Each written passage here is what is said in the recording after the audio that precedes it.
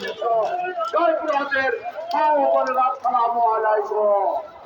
শুধু একটি মেসেজ দিতে চাই, আগামী 12 তারিখে ধানের শীষ মার্কায় আপনারা একটি করে ভোট দিয়ে এই জয়পুরহাটের উন্নয়নের চাবিকাঠি মাদ্রাসা প্রধানের হাতে ছিলেন। মাদ্রাসা প্রধান জয়পুরহাটের উন্নয়নে যে অসমাপ্ত কাজ, এই কাজগুলি উনি সমাপ্ত করবেন।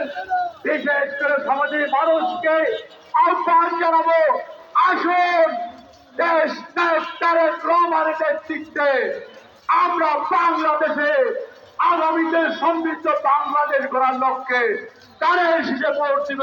সকলকে ধন্যবাদ। আসসালামু আলাইকুম। পশ্চিম পাশে যে ভাইয়েরা রয়েছেন, পুরুষ ভাইয়েরা, তাদেরকে জনসভা স্তরে পূর্ব পাশে আসার জন্য আহ্বান জানাচ্ছি। পশ্চিম পাশের ভাইয়েরা অনুগ্রহ পূর্বক আপনারা পূর্ব পাশে আসেন, পশ্চিম পাশে মা বোনেরা অবস্থা নেবেন। প্রিয় ভাইয়েরা, এবারে আপনাদের সামনে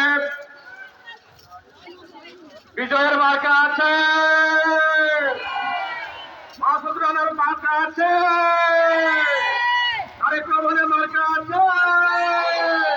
আরে সেই মার্কা জুড়ে জুড়ে এই গলা ছেড়ে এই একসাথে বিজয়ে, এই উন্নয়নে, জয়পুরহাটে সবখানে সারা দেশে। প্রিয় ভাইয়েরা, এবারে বক্তব্য রাখার জন্য আহ্বান জানাচ্ছে জাতীয়তাবাদী মহিলা দল জয়পুরহাট জেলা শাখা সংগ্রামী সভানেত্রী অরভিন বানুরুলি বক্তব্য রাখছেন। অরভিন বানুরুলি।